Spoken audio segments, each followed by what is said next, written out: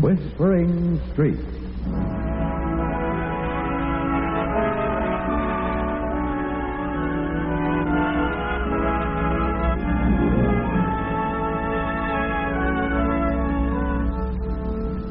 And here is Hope Winslow.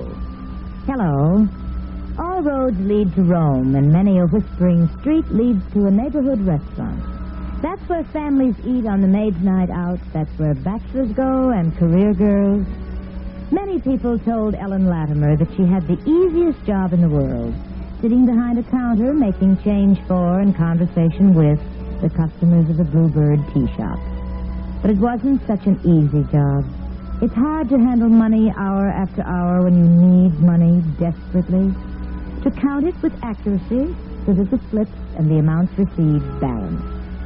Often Ellen went home from the restaurant bone-weary and soul-weary. But she always brought her mother something good to eat and a heartwarming smile. Pie day, dear? Oh, no, Mother, easy as pie. And speaking of pie, here's a slice of strawberry chiffon pie. It's heavenly. Oh, aren't you the darling? The Bluebird certainly has a good pastry cook. Yeah, we just hired her. She's the best yet. You're the best yet. You're so quick with figures, and you have a way with people, too. Everybody likes you. That's why you were able to get such a fine job. And that's why you're able to keep it. What is it, dear? Oh, it's only my son. Oh, but it's only for a moment. It's just a stitch. Comes and goes. Oh, you'll have your operation very soon, Mother, and then there won't be any more pain. The savings are piling up like mad. Are they really? Well, not that I need the operation so badly, you understand. I can afford to wait. Well, I can't afford to see you suffer one moment longer than necessary. How much more do you need? Less than $100. I wish I were a waitress and got tips. I wish it were Christmas. Last year, the management gave me $25. That would be a big help right now. Yes, it would be. Well, let's not think about money. Pie is the main issue of the moment. I'll get you a fork, Mother. Thank you, Ellen. Oh, Ellen, you're such a good girl.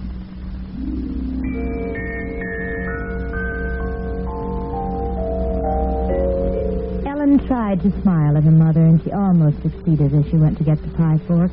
Her step was quiet, and so was her face, but her thoughts were in a turmoil. They beat against her brain like small, sharp hammers. A good girl. Oh, if Mother only knew the thoughts that race around in my head all day, every day, she wouldn't call me a good girl. For rush hours, I sit and figure out how I can steal $80 and get away with it. Oh, not that I'd steal it for myself. But Mother's so sweet and so patient. And she'll die if she doesn't have that operation. And when I took the job, they gave me a big talk about borrowing and lending. Oh, dear, what'll I do? I've got it. The fork, dear? No, the solution. I'll go to the bank and borrow the money. I'll go tomorrow morning. But then you'll be in debt, dear. Oh, it won't take me long to pay off such a small debt. There's a man who comes into the plea room, Mother. He's an awfully nice man, and we always have a little chat. His name's Roger Hamlin, and he's one of the executives in that bank on the corner of Clinton and Essex Street. Well, I'll take time off when they're cleaning up after the breakfast trade. But we've never borrowed before, dear. There's always a first time, Mother. I don't get that money soon.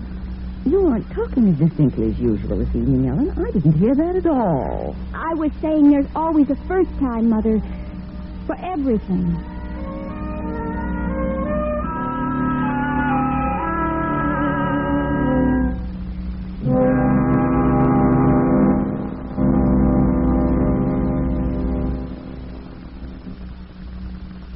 In just a moment, Hope Winslow will be back again. But first, primarily, ensign means a flag. The word is easily traced to its beginning. The Latin signum, sign. The Anglo-Saxon S-A-G-N-E, sign, means flag. And the Norman insignia also means flag. In the 16th century, the British Navy borrowed the term from the British Army, where the word ensign meant not only a flag, but a rank. Ensign bearer, the officer whose duty it was to carry and defend the flag. As a rank, ensign bearer was in use both in the French Army and Navy. Usage shortened the term to ensign. In 1862, the American Navy adopted the rank to denote a promoted midshipman. In this complex world, where word meanings are constantly changing, it's easy to be misunderstood. That's why it's a good idea to know your words.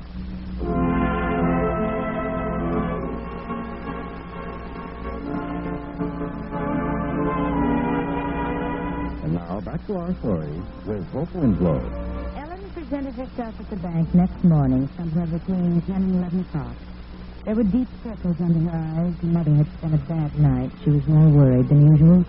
She asked if she might see Mr. Roger Hamlin. He was taken to a small glass-enclosed office, and the man who was one of the Bluebird's steady customers rose from behind the desk and extended a cordial hand. Oh, Miss Latimer, good to see you. Thank you. I presume you're here on business, and I know you're pressed for time. I just have a few minutes, really, so I'll come directly to the point. Mr. Hamlin, could I possibly borrow some money from the bank? How much do you need? $100. It's this way, Mr. Hamlin. My mother's an invalid, and she needs an operation desperately. The doctor is willing to wait forever for his money, but there are certain things that must be paid. The anesthetic and blood transfusions and a bed in the ward. I've been saving religiously for over a year, Mr. Hamlin. I have a little over $200. When I have $300, it'll be enough. Well, there shouldn't be any problem if you'll fill out these papers giving certain facts about yourself. Your salary, the name of your employer. The name of my employer? Oh, no. No, I couldn't do that.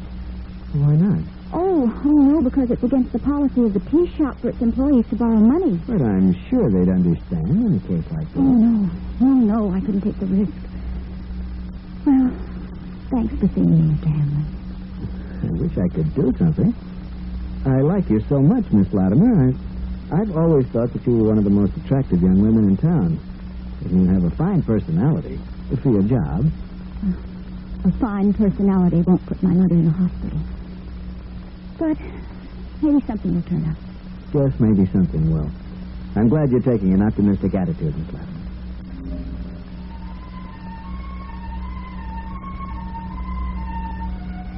Ellen walked away from the bank, her eyes clouded with tears. She reached the Bluebird just as the luncheon trade was about to come in, and as bills and silver slipped through her fingers, she counted mechanically. When the luncheon rush was over, she hurried home to fix her mother a bite of early dinner and to change into a less tailored dress. You certainly are on the go every minute of the day. I don't know how you do it, Ellen. A mere twist of the wrist, darling. I'm almost afraid to ask, but was that man at the bank willing to help? I'm sorry he couldn't do his thing. He wanted to, dreadfully, but there were certain rules. Oh, but keep your chin up, honey. It won't be long now. There are lots of things I can go without. You just need me 7 of them, or even 1 of them. Oh, Ellen. Ellen, I'm such a burden to you. Maybe it'd be better if I were dead.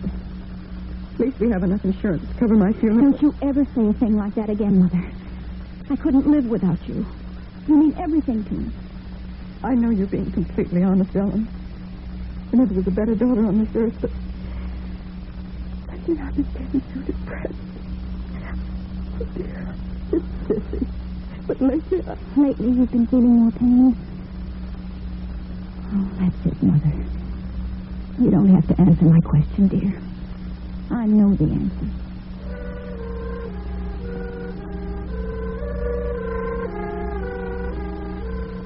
Yes, people said you have such an easy job, Miss Latimer. Such an easy job.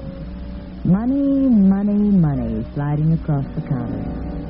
There were more $10 bills and $20 bills than Ellen had ever seen that night. Her conversation as customers paid and left was interspersed with hopeless prayers. And when a slim man in a black suit and a clerical collar waited for his change... Did you enjoy your dinner, Padre? Very much, Miss Latimer, but there was something missing. Oh? Oh, I'm sorry. I'll speak to the manager. No, it doesn't concern the food. Your smile's missing, and it's one of the children's big assets. Thanks. Is something wrong? My mother's ill, sir, and I'm worried to death. I keep praying for a miracle, but The day of miracles isn't past, Miss Latimer. Always remember that.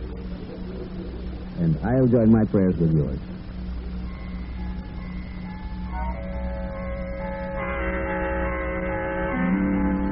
went all evening, and then toward the end of the evening, as the place was almost ready to close, a man came up to the desk. He was a stranger to Ellen. The Bluebird didn't have many transients. He slid his check and the bill across to her.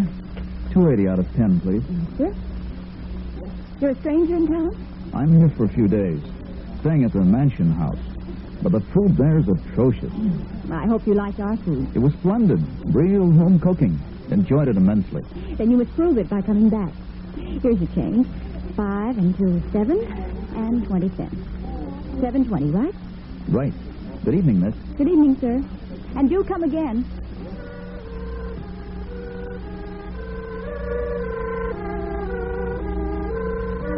He walked away, tall, well-dressed, just a ship passing the night.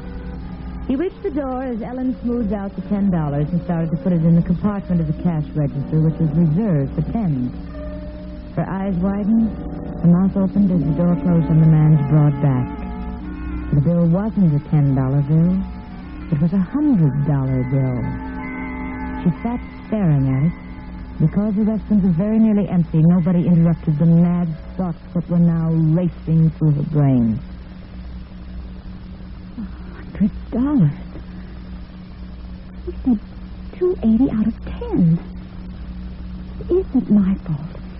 He said 280 out of 10. $100 Mother could go to the hospital tomorrow. Oh, if $100 means so little to him that he'd think it was 10. He may never miss it. And it means so much to me and to Mother.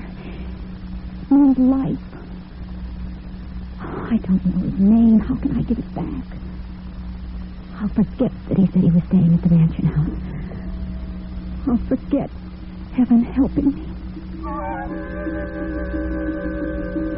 Under cover of the shielding counter, Ellen opened her purse. One small zippered compartment held her savings. She took out a $10 bill. She slid the $100 bill into its place. She laid the $10 bill in the cash register and rang up two waiters. And 30 minutes later, she took a taxi home. When she entered the apartment where her mother was waiting for her... Tired, dear? Oh, no, it was an exciting evening. I've got chocolate frosted drop cakes for you, Mother. And something much better than drop cakes.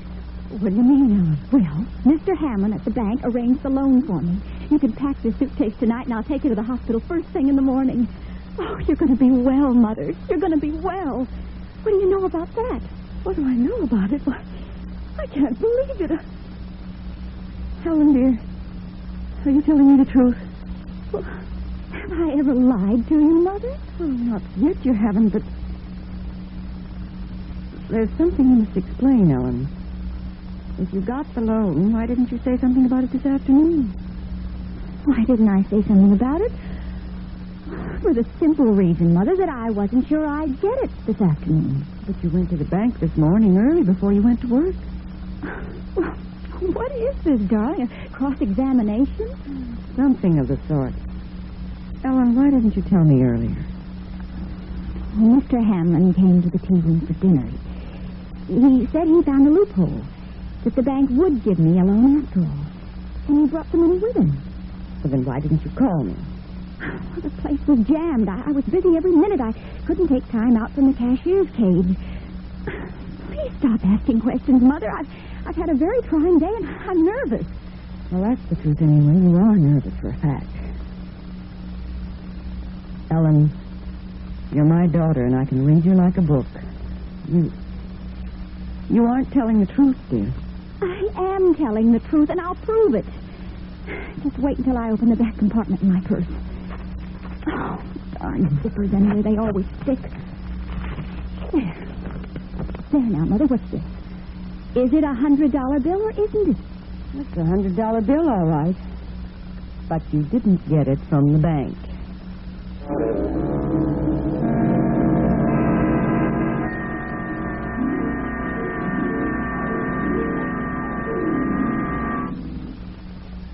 In just a moment, Hope Winslow will be back. Gold is considered more precious than silver. And because it is, we find it hard to understand why silver takes precedence over gold in the military insignia of rank in the United States. At one time, except for the silver stars of generals worn on epaulets of gold. The color of an officer's insignia of rank depended on his branch of Army service. Infantry officers wore epaulets of silver with insignia of gold. All other officers wore the opposite. In 1851, all epaulets were gold with silver insignia. But majors and second lieutenants had no insignia at all, except for a difference in size of the epaulet fringe. Between the Civil War and the Spanish-American War, most epaulets were abolished, and majors were given gold leaves to indicate their rank. But the poor second lieutenant had to wait for his gold bar until, and believe this or not, 1917. Regardless of the date of establishment, all military insignia have been a source of pride for members of the armed forces of the United States of America.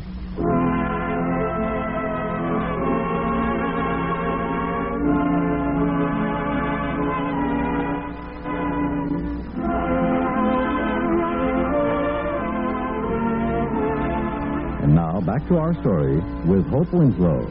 Ellen's guilty eyes were fixed on her mother's face. She wasn't very good at deception. Yes, her mother could read her like a book. No doubt of that. She tried to think of something plausible. And finally... Well, as a matter of fact, you're right. I made up the story about Mr. Hamlin. Made it up out of whole cloth.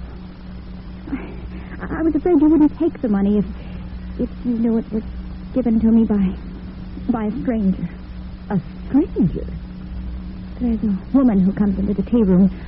I was very depressed, and I told her the whole story. And she loaned me $200 without interest. Ellen, I don't believe you. Where did you really get the money? Mother, you've never been so difficult before. I'm telling you the truth. Now, eat your drop cakes, and would you like some tea or a glass of milk to go with them? I don't want any drop cakes, and I don't want any tea, and I don't want a glass of milk. You've never told a lie in your life, Ellen. That's why I'm so sure.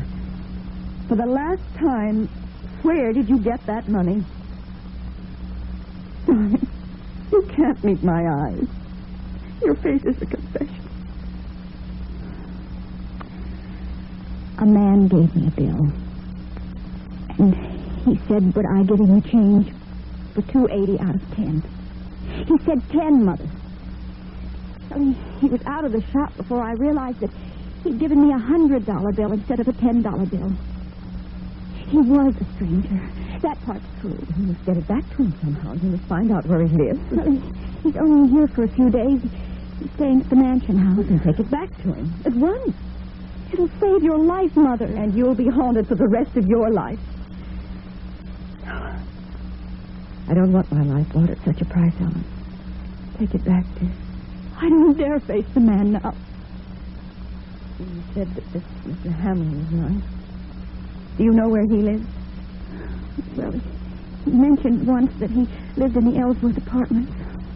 Well, go to him and tell him what happened. Maybe he'll take you to the mansion house and explain things to the man. All right, Mother. I'll go. If I weren't a coward, I'd go alone. But I am a coward. Only a coward would have done what I did. But I love you so much.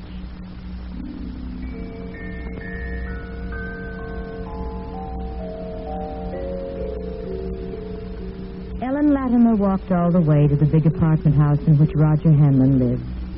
She kept telling herself that he might not be home. But when she rang the bell above his name in the lobby, there was an answering click. She took a self-service elevator to his floor. She knocked on his door. And the door opened. Why, Miss Latimer, what are you doing here? May I come in? Certainly.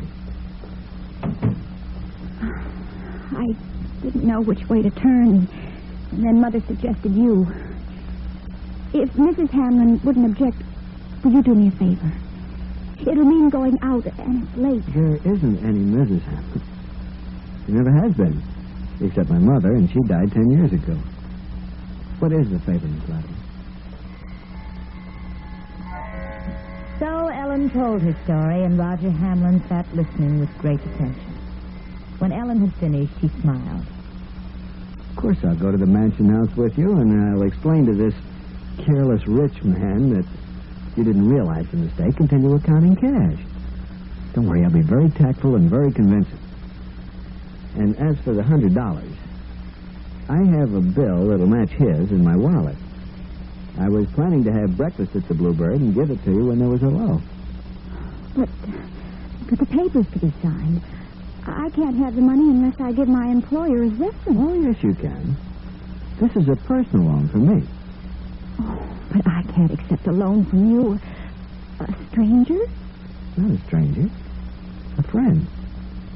And one who would like to be a good friend. When you came into the bank today and asked for a loan, I was close to loving you. And now I've erased the word close. Ellen, please say that you'll accept the money. And me along with it.